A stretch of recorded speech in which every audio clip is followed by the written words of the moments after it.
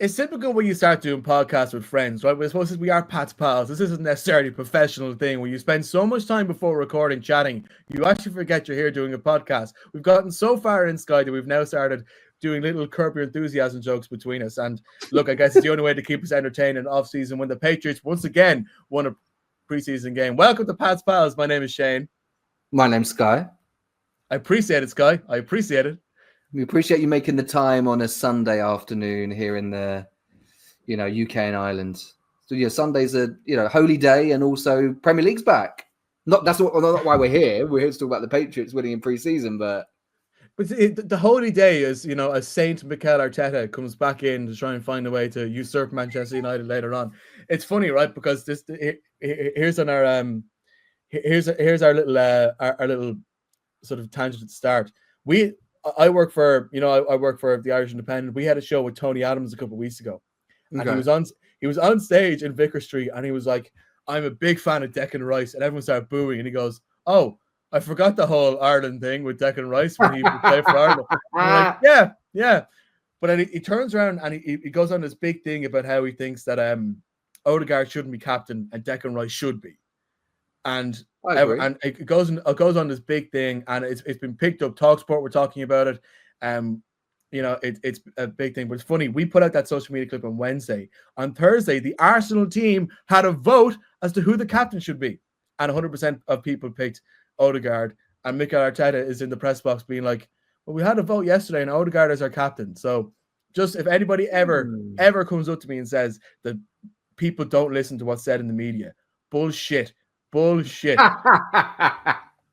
trying to think if there's a Pats equivalent, if like there was a guest and someone had said someone's name and maybe they had like a New York connection and they got it mixed up. I don't know, we have to put a pin and maybe think of that. You can imagine it, right? You're there, you're around, you're saying individual, and then someone's like, boo. I don't know, like of all the guys for me to come for, one of the elite best who changed the game for slot receivers, but where's Walker? Still bottled 2 rings. I'm sorry, Wes. I do love you. I'm sorry. But maybe he would get some booze in certain parts. He'll get booze if I'm in Miami. I'm trying to buy his jersey, Shane. I've been looking on eBay trying to find a Wes Welker jersey. His Miami jersey. No, fuck off. No, I want the one from... I have a new obsession, and for anyone listening, if we'll do an episode one day where we rank jerseys. I found my favorite Patriots jersey. I found it. Right, your Patriots jersey collection is impressive. I found my favorite jersey, and if I don't think anyone can find it for me, at least in my size, the throwback AFL season, the 50th anniversary where Brady played, right? Yeah. Now everyone thinks of the red one with Tom Brady and long hair, comes back from the knee brace. The white jersey, the white one with the little AFL crest on it. Yeah, that is the best Patriots jersey ever. So. Do you remember in the first series of Quarterback when Kirk Cousins started talking about how his wife buys all of his clothes in Kohl's cash? Yeah. Right. So Kohl's is a department store. And where I used to work in Massachusetts, there was a Kohl's. And for some reason, they had this great sports section full of Red Sox gear, right? But I remember in the corner, they had that white jersey. And I didn't have any money. It was like $200. And I didn't have any money at the time. No. So they're out there somewhere. And I can't remember whose name was in the back of it. There were Brady ones, but there was another one as well. I was thinking about getting. It wasn't a Brady one, maybe. Oh no, was it a Gostowski one? I really wanted a kicker one for some reason. I don't know. But no, they're out there somewhere. So if anyone's in the ether knows where to find a white AFL throwback New England Patriots jersey in your size. Yeah, a medium, guys. A bit of timber's been put on since the 2010 season. It's all gym, But yeah, but with the sorry, yeah. Where's Welker? You're not actually a bottler. I didn't mean that. Just to confirm. And also, I keep seeing it in red, but it's like size 52 or 54, which is like an XL or an L. And even if I put enough mass on, cultivating mass,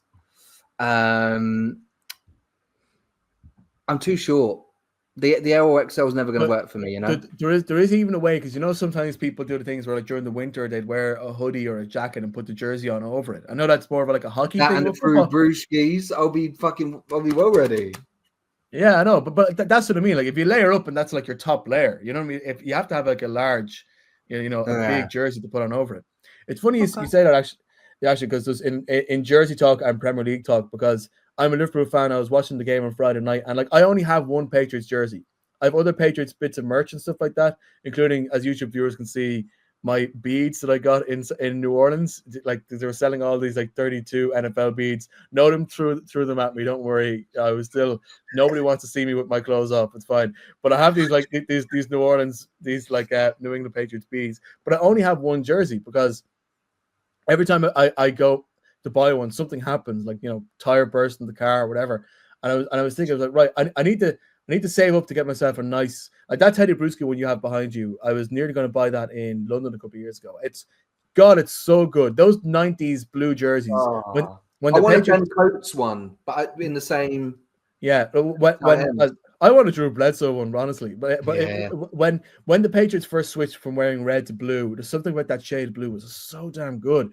But I just it's I keep finding ways to bin it, and then I'm watching Liverpool play, and you have these new Adidas jerseys, which are like Fernando Torres core, and they're quite nice. And it has been I a have to bit. admit, they are nice. I have to Has admit. has been a bit of a dilemma. I need to get am I getting an Akita K jersey, or am I going to be getting a TreVeyon Henderson New England Patriots top after his So performances would this in be your preseason? first choice? Because you say you got one jersey. What jersey do you want? You don't want the salute Oh to no, service. I've never liked any of the salute services ones. Now that one is nice because I like the way it has the one you're wearing now for podcast listeners. He has one with like the salute to service green jersey, but it has this big red circular patch on the right shoulder. It's like this. But I look at that and I think, oh my, he went to school and he was being given a big badge about how A he's like ribbon. he's the seatbelt ambassador or something like that. So he's gonna go and tell his mommy and daddy to belt up or something. One of these badges they give out to people. But what would be my first choice Patriots jersey? I prefer the red AFL throwback ones though. There is something about that Boston Patriots era. Like the red throwbacks jerseys are just so good. And because I always really liked any merch as well that has the old Patriots logo on it. The old Patriot Pat, as opposed to the Flying Elvis it has now. But that 1990s, sorry, the best jersey is the white 1990s one. Oh yeah, actually, yeah. Why did I not even think of that? Something about the numbers in the back of that, which is actually screams. Oh, it screams World Cup 1994. Do you know what I mean? There's something about it. It's just which for Irish people, by the way, World Cup '94 is big in our memory because that's when we bet Italy in Giant Stadium. But I don't remember that one. I was free and we didn't qualify. I wasn't even born, but yes, you also didn't qualify, so that's what made that World Cup even better. We bet the Italians and England didn't even play, but no, that's Imagine what happens next summer. Sorry, I know, and I have all these plans of going to the World Cup. Imagine if England somehow didn't qualify. That'd be embarrassing. England are going to qualify, and then England are going to do the exact same thing that happens every year, where the last couple of years, where they get on the easy side of the draw. The same thing happened in the Euros. They knock off some minnows from Oceania and something like that. Get all the way to the semi-final. The hype is going up. Football's coming home, and Germany knocks them 6-0. I'm telling you now, as an Englishman who is a Patriots fan, so obviously there's always the historical contrast. 250 years, right? It will be since American independence next year, something like that. Correct. England's winning the World Cup. It's written. Going to win it on US soil. We're getting our revenge. Even better, there is a scenario that somebody drew up where if the USA and England are in the same group, and I think Group 1 has a match that's being played in Philadelphia on the 4th of July. 4th. It's the first knockout. So could you imagine? So in Philadelphia, yeah, where the Declaration of Independence is signed, USA versus England. Oh God. That's another pet peeve I have, by the way, is ads on NFL games. We'll get onto that when we talk about the Vikings. Yeah, we'll win that, and then I'll be like, oh my God, I'll be like, guys, I'm a Patriot. I am a Patriot. I'll be like, I'm a patriotic Englishman, but I am also. Oh wait, wrong side. I'm a Patriot. Well, if you think about it, really, the British Empire is playing the long game because not only that, Prince Harry's son can be eligible to be president of America. So if you could have a member of the royal family in a few years' time being back on comes full circle, mate. It all happens. Back in the White House. King George V playing the long game. It all comes full circle, just like full circle with TreVeyon Henderson. The next, look at me reeling it in. The next superstar running back in the league. And I tell you what, right? When the pass wasn't even complete, Shane, but there was a wheel route on the game yesterday, right? Yes, I saw that. 3rd and 7, and I was like, oh my God, I started getting flashbacks of Shane Vereen versus the Seahawks in that Super Bowl. Started thinking about Danny Woodhead. Started thinking about James White, Patriots. And I was like, McDaniels is back. This is it. We're going to have Henderson out of the backfield, mismatches against, their linebackers. And it's going to work so much this season. We've even seen it in the build-up to this game. So... yeah, sorry. You just got me excited. Then I was just thinking about Henderson. So that's the big thing we're going to talk about. So for anybody who didn't see it, in the preseason game, we're recording on here on Sunday. Yesterday, the New England Patriots playing against the Minnesota Vikings in Minnesota. They won by a score of 20 points to 12. And preseason game, the defense did a good job. The Vikings didn't score a single touchdown. All those 12 points were from kicks.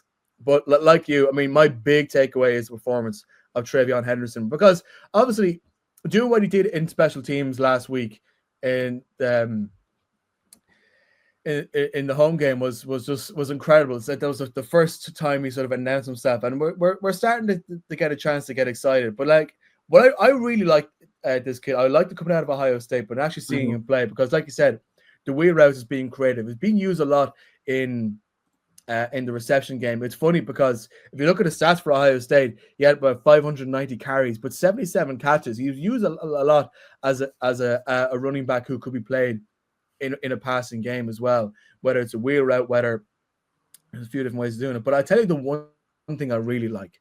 There's a couple of plays, and it was when Drake May was playing at the start. I think Drake May took 3 or 4 series, mainly in the first half.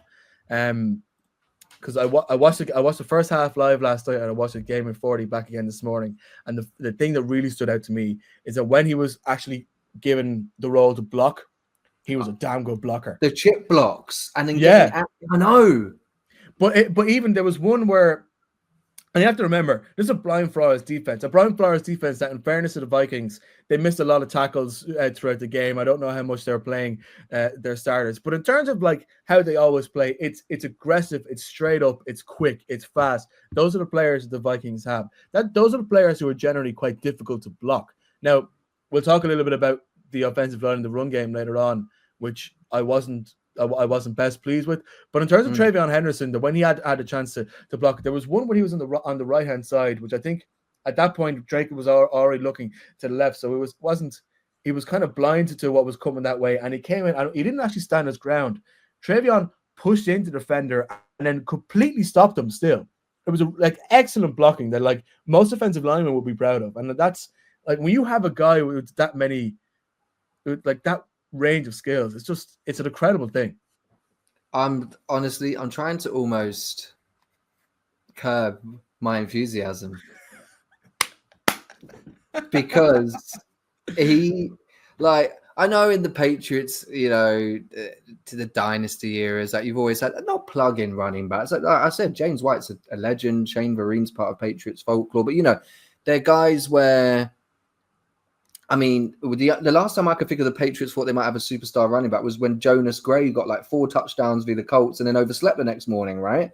But this guy is actually someone, and we know how historically bad we've been at drafting wide receivers. So the fact that already the whole league is talking about, like, if you see online, loads of people are like, TreVeyon Henderson seems like the real deal. Like, he's actually making noise outside of New England as well. So, yeah, I'm just excited to see where he gets to. And look, I know that, I don't mean this as some of, I've watched NFL over 20 years, but even I've just caveated it with that. But I mean, the touchdown that he got, it looks simple, but breaking those tackles to get into the end zone, that's what separates good from great. That's a great point, because I think for a lot of, Henderson had 4 carries, and it's a similar problem that we had across the other guys. I mean, Antonio Gibson, for example, took a lot of carries in the second half, and he didn't really get anywhere with them. And I'm not quite sure how much we can really blame the running backs for that. It was difficult because I don't think the offensive line, I don't think, created enough gaps for the run game to really thrive in the way that they were actually pretty decent on pass protection last night, I thought. But what was nice about that TreVeyon Henderson touchdown, and it was an 8-yard run in the end, but like there was a moment where he took it, brought it to his left, but the fact that he stopped, read it, and then found the gap instead of just going down, like a bull in a china shop head first. Like he read the defense very well. And like you said, it looks like, he just went through. He didn't. That was a difficult thing to do. Yeah, I was really happy with that. And then, do you know what? I was thinking about Antonio Gibson because people forget that in 2021, he was a 1,000-yard rusher, right, on Washington. And I do think that he does look like he has some juice in terms. I know everyone's talking about the Stevenson 1-2 punch, but I feel like Gibson's got something there. And obviously he had experience returning kicks at Memphis. The Commanders flirted with the idea of that, and we've seen him on special teams. And yeah, I just think I was just taking him for face value of what he said. Then I'm like, he's playing probably with backups on the O-line, and there's plug-in things happening there. But I'm like really positive just about the group of running backs is what I'm saying, because we know that with the wide receivers, and we'll come on and talk about them, but we know that that's a young group, and we know that we're waiting for someone to emerge and Stephon Diggs to sort of lead and mentor that. But I think the running back room is good because you've got the blend there of Stevenson, Gibson, and then Henderson as a rookie. So yeah, I think we're in a good place. And I know we spoke about the importance of maybe winning games, or how important is it. Like, I was just happy to get another victory. I think for this team to be as poor as we were last year, and for Vrabel to sort of, try and get his message across, it was good to get another victory. We remember, of course, last year when we were in Wembley watching the Patriots play against the Jags, that Jermichael Hasty caught a touchdown from Drake May. He had a lot of time on the ball last night. I know he wasn't necessarily utilized by the Patriots too much last year. He was given a lot of rushes. If I get his stats up here, 11 carries for a total of 47 yards. I think it's an interesting one that I buy into what you're saying in terms of like the quality of running backs and the dynamism we have there.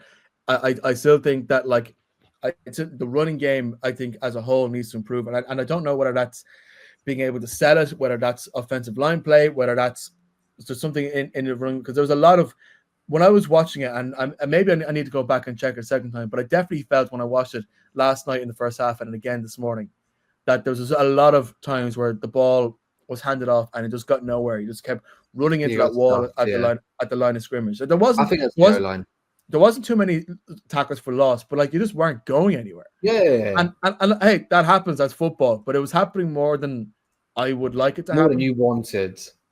Yeah, exactly. So that's an area of improvement, I think.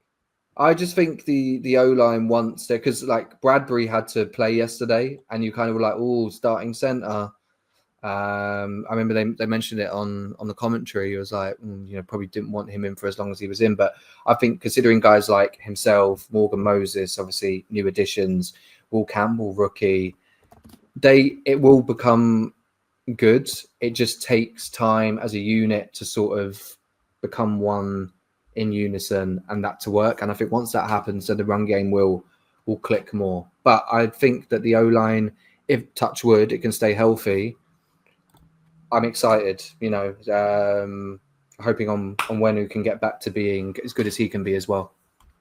Yeah, interesting was when we talked about receivers as well. Last week, you were especially effusive of Efton Chism the third, and last night he had a great game. But as well as that, did you see the touchdown he got? He broke about 7 tackles. Obviously, if you're a Vikings fan, if you're Flores, if you're looking to, you have to say, okay, the quality of tackling that Minnesota put in wasn't great, but that doesn't take away from Chism being able to come back.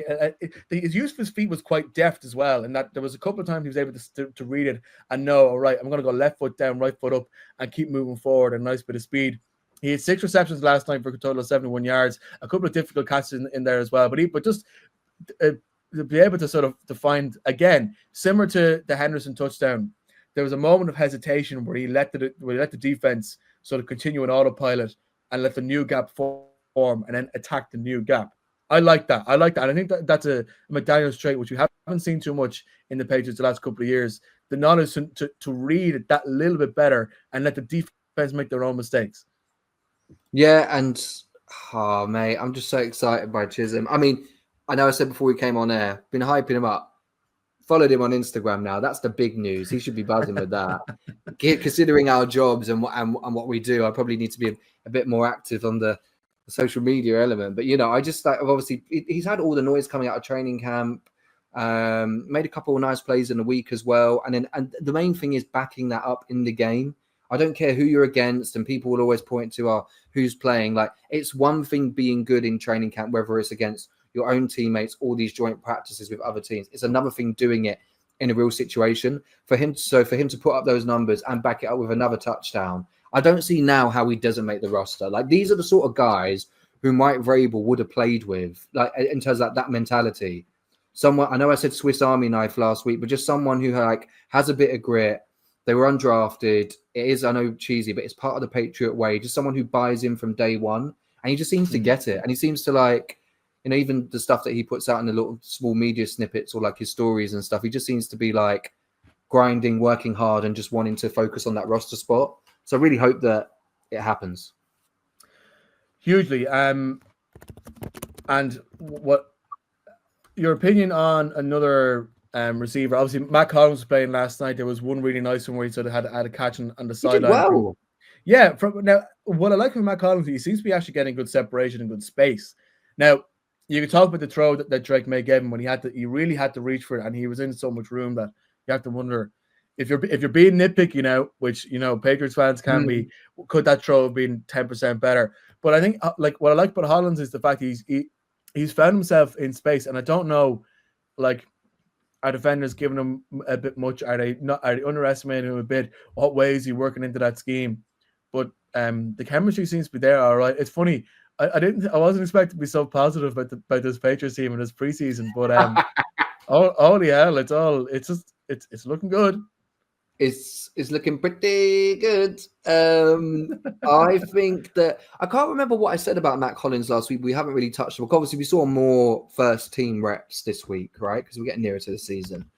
And I know it was only 3 catches for 38 yards, but I sort of just liked that. Yeah, he seemed to step up. Like you mentioned, the throw that went to the right sideline. He did a little tippy toe, and yeah, I mean, people said about Stephon Diggs stepping up and being a leader, which I've seen clips of him even in huddles and stuff doing that. But Matt Collins is 31. You know, he's played playoff games with Buffalo, so that's another guy that we clearly need in there to help lead the people like Kyle Williams, Butte, etc. Yeah, John Giles as well.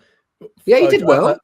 He did well, and because he was an undrafted free agent, came in last year. He's been on the practice squad for the year.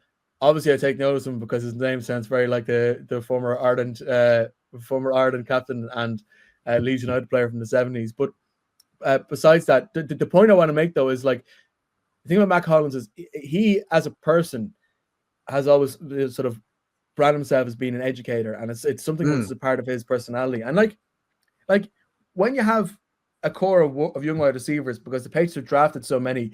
And like that in Kyle's case, an undrafted young guy. There's a lot of young guys in that receiver room, unlike the running back room or the defense was a bit more of a mix. Like, you need somebody there that is quite happy to be the educational type. And Hollins seems to like, there's no question over Hollins that he's that right kind of person. Stephon Diggs, there was a debate over his leadership, over his ability to be a role model, because we know Stephon Diggs, he's just, as a character, he's a bit mad. You know, which, like, he's great crack. Do you want him in a dressing room? I think at the moment you do. Our opinion on him might change over the course of the season. Whereas Matt Collins is definitely more sort of, this is the kind of guy that you definitely like having in that wide receiver room as a squad, as not a sort of de facto coach, but as somebody who is able to impart his knowledge, his wisdom. And look, and like, it's not like he's not playing well. He's a really tall, athletic guy. If he gets into plenty of space, or even like that nice bit of separation, there's a good bit of danger there. He's just a good red zone threat. I think we saw that, obviously, Raiders and Bills, his time there. He's a reliable red zone guy, and we need that, especially as Drake May develops. But yeah, I think you hit the nail on the head in terms of he has the right amount of edge. That's not me saying anything about Stephon Diggs, because, like I said, I like what I'm seeing in the recent things. Maybe Vrabel's, ever since we had because nothing else was going on in the world of football at that point, everyone was talking about the crystals and blah, blah, blah, blah. But I think he seems to have at least locked in and taken on this role. But yeah, it's good that it's not all on him and there is a guy like Hollins. And I just think, yeah, I mean, the race now to make the roster for the receivers is interesting because I did make a note before we came on, and you've got your Diggs and Hollins set in, Butte's in, Douglas is in, Carl Williams, Chism. I'm starting to think for sure, and I alluded to this last week, that Polk is out. I mean, I tried to convince myself because I think we traded out of the Lad McConkey spot last year, or at least we passed on, as we always do, receivers, right? Polk is probably cut. Well, it's worth mentioning as well. Both him and Kendrick Byrne are questionable. They are carrying injuries at the moment. Oh yeah, but they can't make an impact. And the roster cuts are coming up in what, 12 days? It'll be after the Thursday night game. Against the Giants. And I really do like Javon Baker. I feel bad for him because there was a 4th and goal in this game where Dobbs, there was a bit of pressure and he missed it. And all I could think of was, I know it's one play, and I know Vrabel spoke about him in special teams last week, like making a couple of tackles and impact there. So he's clearly trying to make an impact wherever he can. But if he caught a touchdown there, then suddenly the media narrative turns within New England to go, oh my God, Baker's now pushing, But I mean, yeah, Bourne and Polk probably out. And then do you take a 7th receiver? I don't know.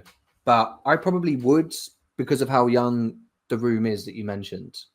I think there's no harm in keeping an extra guy around, but I think most teams do tend to have 6 only.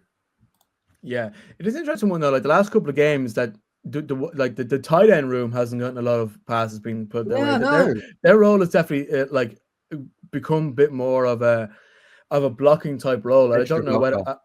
And I don't know whether that's just preseason being used as a way to try and test out the young wide receiver room because there's less questions over tight end because we know Hunter Henry's coming back, Austin Hooper is still in the room, and then there's Gene Bell and Jack Westover as well, probably still trying to fight for their spots in the roster.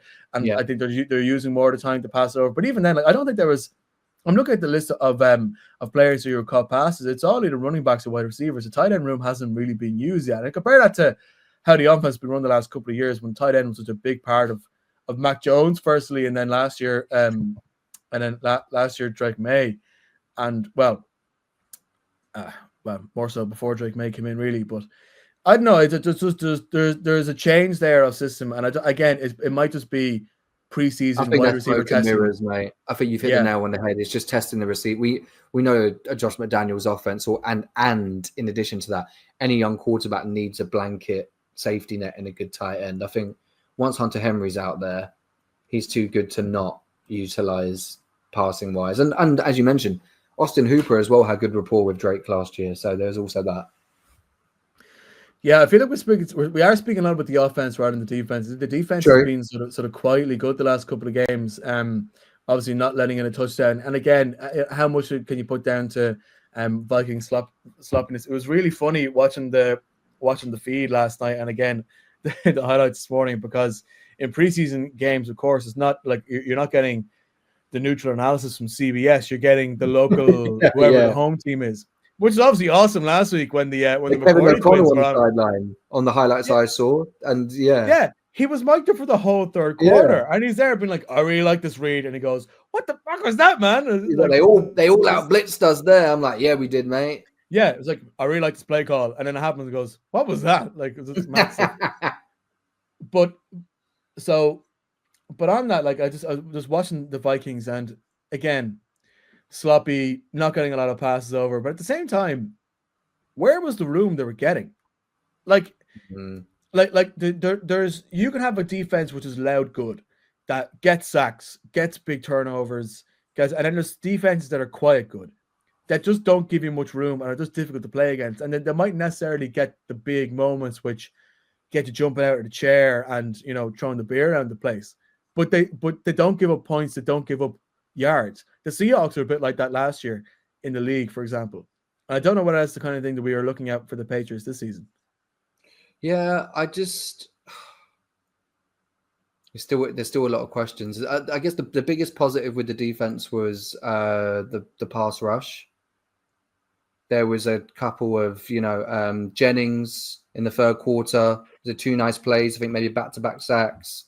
He got his extension last offseason. I think this is just a time where obviously Terrell Williams and Mike Vrabel are trying to find their guys who they can add into the rotation and then utilize going into the season, as opposed to, more of like your big additions that you made in the offseason with Milton Williams, etc. But yeah, I'm excited to see what Terrell can do as a defensive coordinator, because I don't think enough people, maybe in Boston media has been spoke about, in the league have not spoke about the fact that obviously he was under Aaron Glenn as part of the Lions, was with the Titans and Vrabel. And like there was even Jack Gibbons cause. I have to admit though, mate, because I only watched the 15-minute highlights, there was a play where a fumble was caused on the special teams. And then the next play, they showed the Vikings had the ball back. So I don't know if it didn't stand, but either way, it was a big play. I just think that from what I've seen from the defense, I still have question marks over linebacker being the weak spot. I think the pass rush looks good. I mean, even guys like Alex Austin got a pick last night, Kyle Duggar to end the game and win the game. I think the secondary for the Patriots, we know, will always step up in big moments. And hopefully Chris Gonzalez is fit as well. We always will be, to a degree, a bend don't break defense and lock it down in the red zone. But I just think linebacker is still the weakness from what I see. Like there was a play towards the end, like 4th and 17. And I'm like, we really need to make sure that our run defense is strong, which is what Terrell Williams has, he was looking after that when he was at Tennessee. But we need to limit how many passing downs we give our opponents throughout the season. If you can stuff the run on 1st and 2nd down, then they only have really one chance. But I think if teams get to sort of play on their terms and pass against us, we probably will give up quite a lot of big plays throughout the season, because the linebacker room is a little bit, it is the weakness for me. It's also changing focus as well, because you have to remember that Jerome Mayo was the linebackers coach before he became head coach, and now we have a defensive coordinator whose background is in coaching defensive line, not in linebacker. I just think they could change of focus means that will just naturally have improvements in one place and fallbacks elsewhere. And I think it's a good point as well. Well, you look at the players there between Keon White, Spillane, Ellis, Landry. By the time we get back to the season, like there's a lot of players there, but are they game changers? Because the game changers on the Patriots right now are either in the front three or are playing cornerback. Really, there's a middle there, which is you're right. We need to see more. We need to know more before we can start really feeling confident that they can actually properly close out games, because the offense is definitely improving. The defense last year was almost like they were trying to sort of preserve what they had in the last year of Belichick. And if you stay still in this league, you're moving backwards, right? So what's changing? What's the new identity? And we are seeing a new offensive identity a lot quicker. We are seeing a new defensive identity. I think, is that fair to say? Yeah, I think defensive identity, and a key example of that is, for example, Kyle Duggar has been training with the backups. Now, I know a lot of people have been talking about, is he demoted, etc. I think that's not the case. I just think that's Vrabel and maybe even Terrell Williams trying to almost have a word in the ear of a veteran and ignite a fire that we didn't see last year, because like you said, it was like basically the end of the Belichick era under Mayo. And this is like trying to ignite that passion back into like, this is what we want. This is a new coaching staff, a new identity. And I think even within the 2 preseason games, we've seen different blitz packages, different things that, we would utilize. And once we start to see Milton Williams out there and Keon White, who you mentioned, if they can lead the way, then guys like Efton Jennings will contribute like he did last night on those 2 plays I mentioned. So it's an exciting time, but it's just implementing the game plan and sticking to how you want to play the game and not letting other teams dictate that. You obviously do have to be adaptable, but I think the Patriots in the last few seasons have almost been a bit too stubborn in still being stuck in our old ways. So it'll be exciting to see how we do going forward. And going forward as well, the next game is going to be on Thursday night when we play against another team who are 2-0 in the preseason, the New York Giants. Did you watch any of the Giants-Jets game? I caught a bit of it last night. I was watching the first half. Another gripe, by the way. June McAtamney, who is from Derry in Ireland, Northern Ireland, but Ireland, was doing the kickoff, and the NBC New York commentators been like, Jude McAtomney from the UK. I'm like,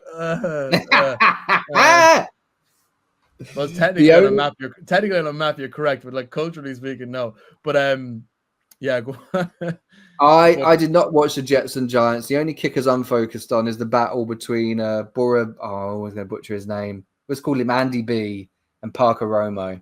But before we get onto that, no, I think Romo did good. Yeah, like I'm not watching two New York teams. I can't do it. I know we joke about this, me preferring the Jets over the Dolphins, but I'm not doing that. I watched the highlights today, and I watched a bit of it this morning. Right, 2 takeaways from it. Right, Justin Fields was that 1 from 4 or something. Yeah, well, he played 2 series, but even then, he just looked like he didn't know what he was doing, which is a big contrast to how well he played in Lambeau the previous week. True. I tell you who's looking good and who I like more. And in fairness, I think 4 quarterbacks played for the Giants, right? Jameis Winston had a couple of awesome long passes, and he was leading out the team. I like Jameis. He was one of the team receivers for the pregame team talk. Tommy DeVito was doing all right, but he threw an interception. Russell Wilson was doing meh and threw an interception. But Jackson Dart is looking good. I like Jackson Dart. It's what pains me to say. He's a big Star Wars guy as well. But come on, so here's the thing. We're talking about our linebackers. His ability to read Jackson Dart will be difficult because I think he is the more unpredictable of those 4 guys that the Giants will probably roll out against us on Thursday night. But yeah, I just wanted to put that out there. The more I watch Jackson Dart, the more I like him.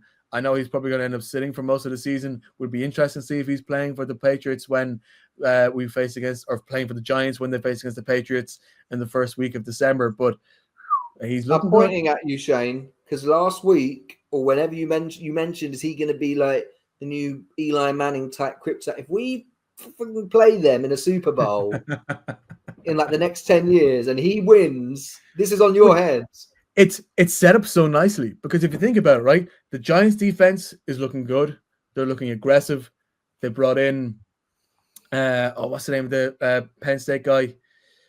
Oh, Abdul Carter. Abdul Carter. Thank you. They might end up getting Micah Parsons depending how this contract thing goes along. Probably won't, right? So they're setting up nicely. They're building up. Jackson Dart is their quarterback in the future. We know what's happening. Mike Vrabel is back in. It's all coming. They're all coming back. Drake May's here. Yeah. Super Bowl 62, Patriots Giants. I think that's in Atlanta. That's going to be so crack. Look at you. The numbers always throw me off. I was just thinking when's that 28, 29? The Super Bowl 60 is the one coming up, which is in San Francisco. Then it's in LA. And then it's in Atlanta. 62 sounds like 2028, and I'm in for that. Patriots Giants Super Bowl 2028. Yeah, 2027, but 2020 as in the 2027 season, but February 2028. You know, the kind of way. So we'll be Pat's Pals will be to the moon then. Mark this. Sunday, the 17th of August, 2024. We've called it Giants Patriots Super Bowl 62. Drake May versus, and finally, some quarterback from Ole Miss is finally going to get beaten by a Patriots team in a Super Bowl. Oh, that would be great. But yeah. You've got me. I was about to start talking about our kickers, and then you've got me. The pain's coming back. You've watched Always Sunny. I haven't watched Always Sunny. Well, any Always Sunny fans, there's a Danny DeVito bit where he's going through therapy. It's like, it's all coming back. It's all coming. And he calls her a bitch, to be fair. He's going mad at the therapist, right? That's how I feel. You are bringing back bad memory, and it's a Sunday.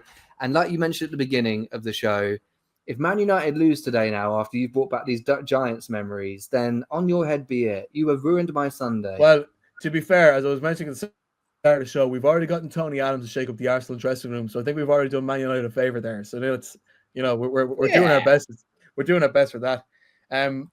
Anything else you've been watching around the league before we sign off? The Miami Dolphins are always an interesting team to watch. They came out victorious against the Detroit Lions. I didn't really see much of that game though. But I always like to try and keep on top of what our news rivals are doing. Zach Wilson was out for most of that game. It's quite clear to try to get as many reps into him, knowing full well that there's a good chance that he's going to end up playing.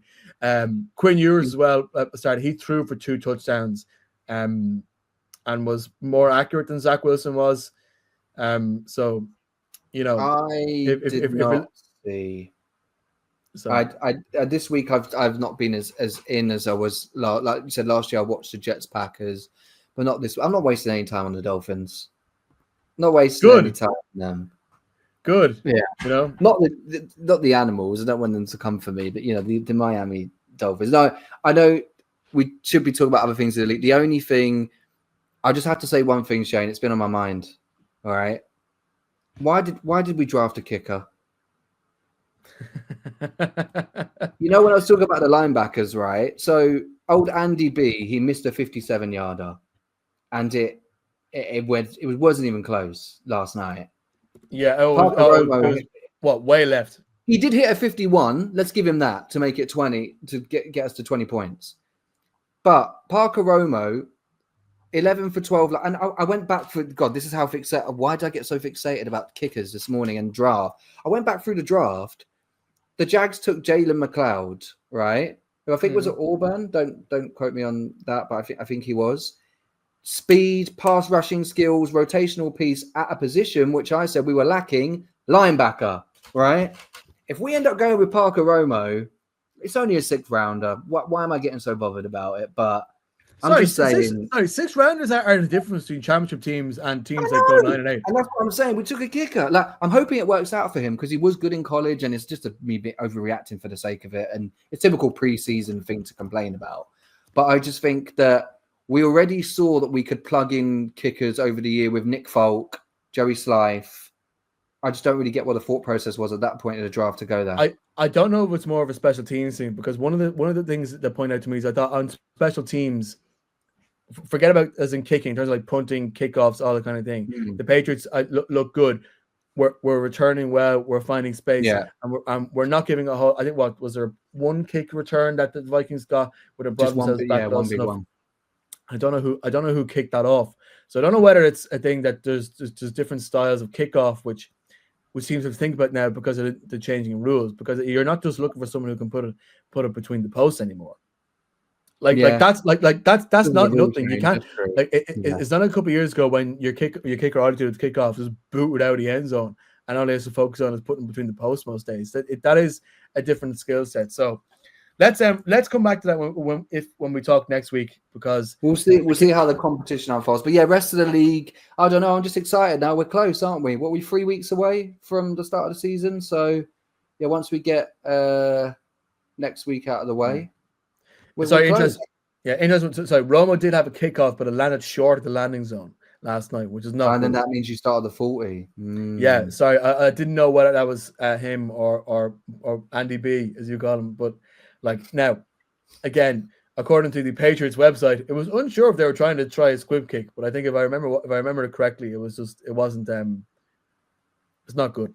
So. Hopefully, but I'm sure it's Borregales. I'm sure. Yeah, Borregales, I think. Hopefully it works out for him, because either way, we've got a cool name for a kicker.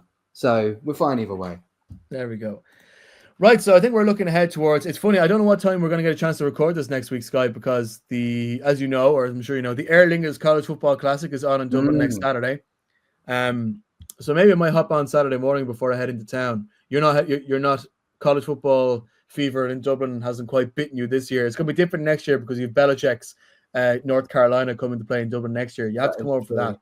I'll be at Fulham Man United next week, so I think that took priority while there's still a bit of buzz in the new Premier League season. But yeah, it's a shame. Obviously, we'll be in Ireland for Steelers Vikings, so I'll be there eventually. But we'll find time to talk about. Well, I'll tell you what we'll do, mate. We'll see if we beat the Giants. So I know it's only pre-season, but you might have to give me some time to deal with it. If the Giants win, I'm getting you on at 5:00 in the morning Friday, and then just getting you on to sort of have a big, massive rant, right? Because it's gonna be even better. Like, this is the thing. Like, it would be nice, again, to bring people into our sort of off-air conversations. We're trying to find a way to see if I can come over and just hang out with you and just chill out. We could watch the Monday Night Football game in December when it's against the Giants. But I think, obviously, I want the Patriots to win. But if the Giants win, I'm gonna have fun with it anyway. You know what I mean? You can't stand it. Now, the reason that so obviously the last 2 weeks I've caught up with the highlights, because you have to when you're a nocturnal vampire like me, you have to work that into your routine. And obviously, I know the season's coming, but I will watch next week's one live. A, because it's a Giants, but B, because it's game 3. So we will see more starters, and we will see people just their last chance to impress and make the roster. So it is an exciting game. Yeah, do or die time. I think it's for this week. Anything else? You say you're going to the Premier League is on. Plenty of little bits and pieces flying around. Yeah, it'd be good. Being supporting the minnows of, as you know, being a Patriots and Man United fan, we're not good. So people should want me to do well. The idea of you being a Londoner. I remember actually the first time I met you, literally the first day I met you when we met at the Frankfurt game when the Patriots played the Colts. Careful what you say here. you turn as a you or the lads turn around and goes, guess what team he supports? I'm like, he's from London, so he's probably Man United fan. And then sure enough, you whip out the tattoo. I'm like, yeah, of course he is. That's a disgrace. It's awful. And oh my God, actually, so I was walking my friend's dog the other day down by Fulham Pier, for anyone who knows in London, obviously because they got their new sexy Riverside stand. Yeah. Shout out to them. Great work, by the way. Someone's in a Man United shirt and he's looked to the side and he's seen my tattoo. Now, for anyone knows, it's awful. I got it 18 years ago, right? And he went... It is very Brexit. I voted Remain, by the way. I don't know if we're going how political we're going to get. No, but you know, like if you ask like Grok to like draw like some fella called Brexit Dave, he's going to have like some sort of football club tattoo. I do want an England tattoo, but I don't want to look like a certain, what people would associate that with without saying. If you win the World Cup, get one. Oh yeah, 100%. But this guy saw the tattoo and he glanced and he went like that, and I think I am. I went like that. Oh, the finger gun. You went, click your fingers and give him the finger gun. Are you the Fonz? Yeah, but my new thing that I've been doing, and I didn't even plan this, Shane. Actually, I didn't plan this. I swear. My new thing in the salute to service that I've been doing. I'm saying because I got the jersey. I've been doing it for like the last 3. Yeah, I've been doing it in the office everywhere. Salute. I've been walking past people and giving it the. I think that might be my new. Should I do 2? Do you like this or this? Oh no, the 2 fingers is a bit cooler, rather than the full hand, because the full hand is clunky, right? And it's supposed not in the Navy. But like the military like has a sideways thing. It's like the 2 fingers, like how you doing? I've got to really think about it now. Give it the. So you've heard of the Hollywood handshake. Now you're going to get the Skye salute. If anybody, if you're just going around and your jersey is fly, you're going to get the Skye salute. Anybody walking around the streets of London, beware. And one day, Efton Chism III will do that as his celebration. He will do the Skye salute. In Super Bowl 62, even better. Don't. If that happens, right? If Efton Chism scores a winning touchdown in Super Bowl 62 and does that salute, like that's it. But like everything is done. Obviously, it's not going to happen. But like, come on, we can dream. England win the World Cup. Pat's Pals progresses. We're at the Super Bowl, and then that happens. Do you know what I want more than anything else in the World Cup? What? Do you know what I want? It's about to end on a good note. What are you going to say? I want England to get to the final and lose on penalties. That would be the funniest outcome. That's the best outcome. Ireland won't qualify. I don't care.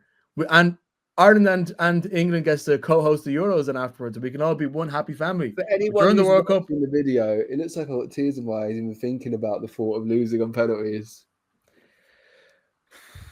Be some crack though, wouldn't it? You can't wish bad things like that because then bad things will happen to our Patriots. You've got to be an ally for the England football team. Who said it's a bad thing? I'm a fan of New England, not all England. And I'm